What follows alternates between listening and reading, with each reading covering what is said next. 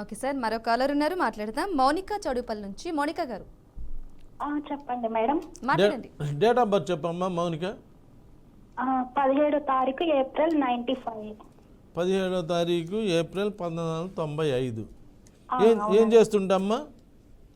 నా పేరు మౌనిక. మౌనిక ఏం చేస్తుంటావు? లేదండి, నేను హౌస్ వైఫ్ ని. పెళ్ళై నాకు 7 years అవుతుంది, 8th year రన్నింగ్. నాకు కిడ్స్ లేరండి లైఫ్ లో. అమ్మా ఎందుకు లేరో కూడా చెబుతున్నానమ్మా.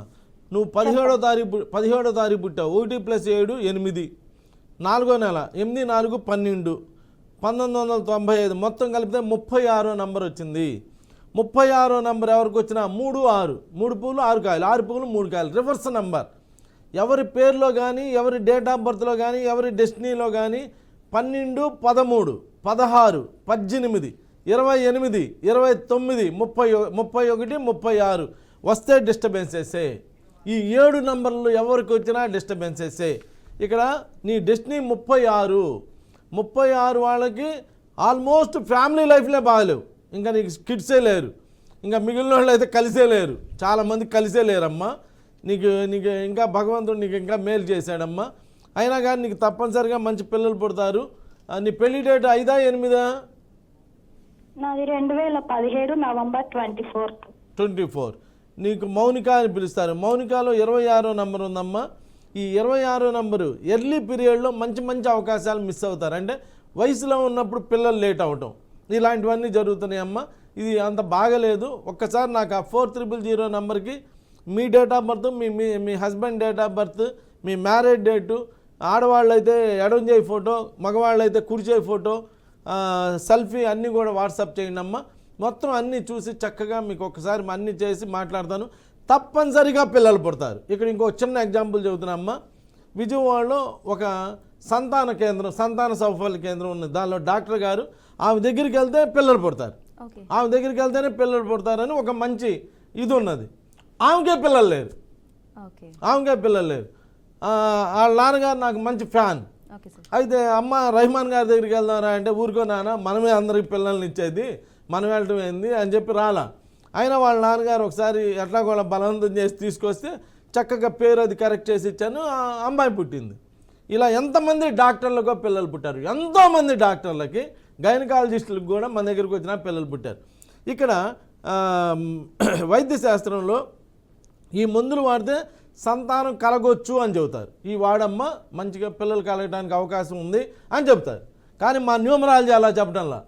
పేరులో 46వ నంబర్లో పేరు పెట్టుకుంటే సంతానం లేని వారు ఈ సంఖ్యను ఉపయోగిస్తే తప్పనిసరిగా సంతాన భాగ్యం కలుగుతుంది అని రాశాడు.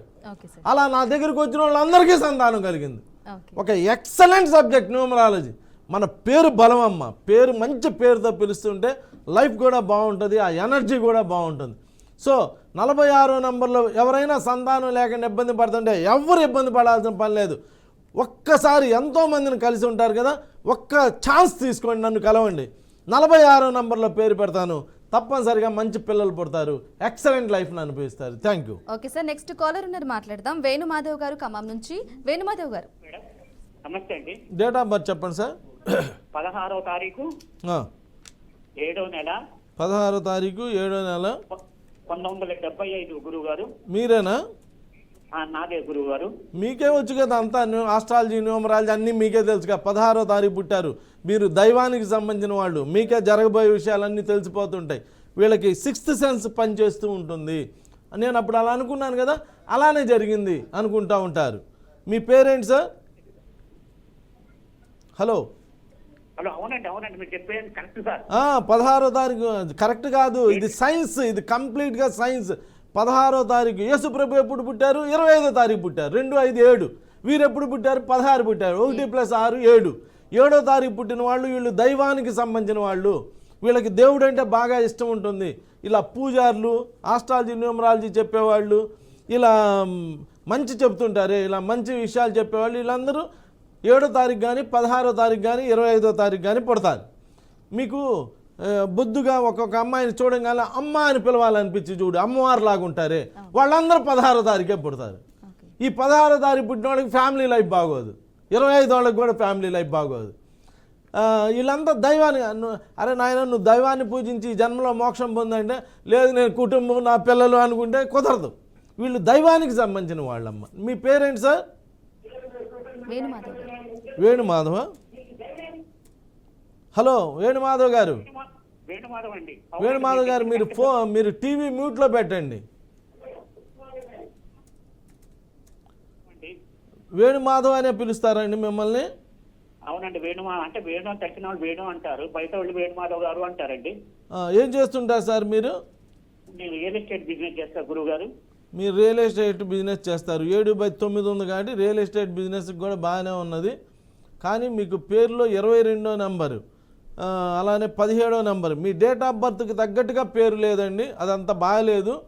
ఒక్కసారి కుదిరితే ఆ 4300 నెంబర్కి మీ డీటెయిల్స్ అన్నీ వాట్సాప్ చేయండి. లేదా నేను ప్రతి శని ఆదివారం హైదరాబాద్లో మైత్రివనంలో నా ఆఫీస్ ఉందండి, అక్కడ ఉంటాను. పర్సనల్గా కూడా కలవచ్చు. లేదా మీరు డీటెయిల్స్ అన్నీ 4300 నెంబర్కి వాట్సాప్ చేస్తే అన్నీ కూడా చూసి పెడతాను మీకు. ఈయనకమ్మ ఇప్పుడు 22వ నెంబర్లో ఉంది. Okay sir. అదే తీసుకెళ్ళి 22వ నెంబర్ని ఇంకొక అక్షరం కలిపి ఈ కానీ ఏదైనా కలిపి 27వ నెంబర్ చేస్తే సూపర్గా ఉంది దీనికి రియల్ ఎస్టేట్. 22 అంటేనేమో ఫుడ్ ఐటమ్స్ ఉంటాయి చూడమ్మా, రెసిడెన్సీస్ అలాంటి వాటి బిజినెస్, రెస్టారెంట్లు అయ్యి. 27 అంటే రియల్ ఎస్టేట్. ఈయన రియల్ ఎస్టేట్ చేస్తూ రెస్టారెంట్ పేరు పెట్టుకున్నాడు. అదే తీసుకెళ్ళి నేను ఇప్పుడు ఏం చేయను, నేనేం చేస్తాను దాన్ని ఇంకొక అక్షరం పెంచి 27 చేస్తాను. ఆయనకు కావాల్సింది రియల్ ఎస్టేట్ కదా.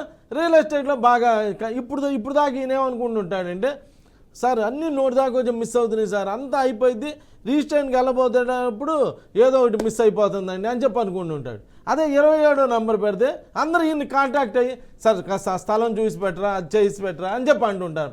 అలా కలిసి రావటం అంటే నేను పేరు మార్చంగానే బంగారపు నాణ్యాలు ఏం పడవమ్మా. మనకు అనుకున్నటువంటి పని గంటలో అయ్యే పని అరగంటలో అవడమే కలిసి రావటం అంటారు, దాన్నే కలిసి రావటం అంటారు. అలా నేను అనుకూలమైన నంబర్లో పేరు పెడతాను కాబట్టి మీకు అన్ని పనులు కూడా అనుకూలం అవుతాయి, అంతే మాత్రం. తీసుకోండి. Okay sir. నెక్స్ట్ కాలర్ ఉన్నారు బాలాజీ రాజుల నుంచి. బాలాజీ గారు. మేడం చెప్పండి. డేట్ ఆఫ్ బర్త్ చెప్పండి బాలాజీ గారు. మే 9, 1978 అండి. మే 9 చాలా అద్భుతమైన డేట్ ఆఫ్ బర్త్. 1978 9వ తారీఖు 5వ నెల 1978. ఏం పేరండి మీది? బాలాజీ. శ్రీ బాలాజీ అండి, బాలాజీ అంటారు. BALAJI బాలాజీ. బాలాజీలో కూడా 9వ నంబరు 17వ నంబరు. బాలాజీ గారు ఏం చేస్తుంటారు మీరు? లెక్చరరా? ఏం లేదు సార్, 10 సంవత్సరాల నుంచి ఖాళీ. మీ 9వ తారీఖు 5వ నెల 1978లో పుట్టారు. మీరు ఒక పని చేయండి సార్, ఏదైనా ఒక పేపర్లో కానీ టీవీలో కానీ యాడ్ ఇచ్చి బాలాజీ అని పేర్లు ఉన్నటువంటి వాళ్ళు ఎవరైనా బాగా డెవలప్ అయిన వాళ్ళు ఎవరైనా ఉన్నారా అని చెప్పి కనుక్కోండి. నేను ఇక్కడ అనేది ఏంటంటే పేరు ఎలా పడితే అలా పెట్టుకోకూడదు. బాలాజీ అంటే ఆయన దేవుడు, వెంకటేశ్వర స్వామి, శ్రీనివాసుడు ఆయన వేరు, వాళ్ళు దేవుళ్ళు, మనం మనుషులం కదా.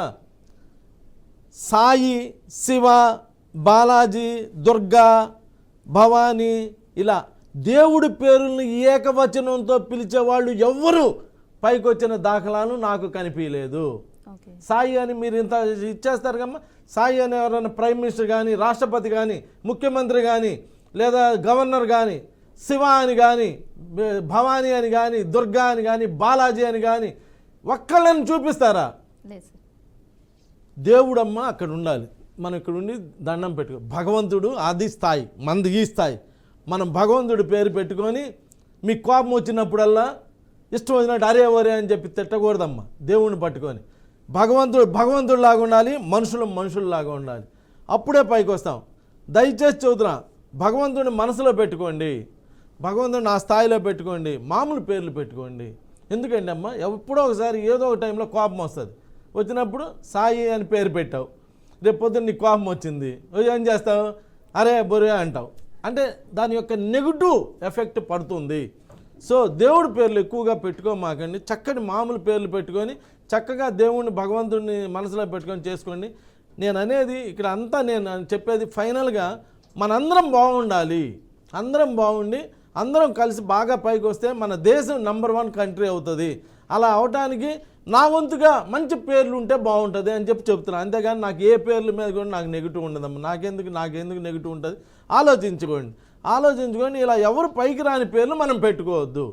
అందరు పైకి వచ్చే పేర్లు పెట్టుకుంటే ఈ హైవే బాగుండేది కాబట్టి ఆ వేలో వెళ్తే బాగా ఉంటుంది. అలా సందులు గొంతులు అయితే బాగోదు కాబట్టి అది ఆపుకుంటే బాగుంటుంది అని చెప్తున్నానమ్మా. అంతే. Thank you.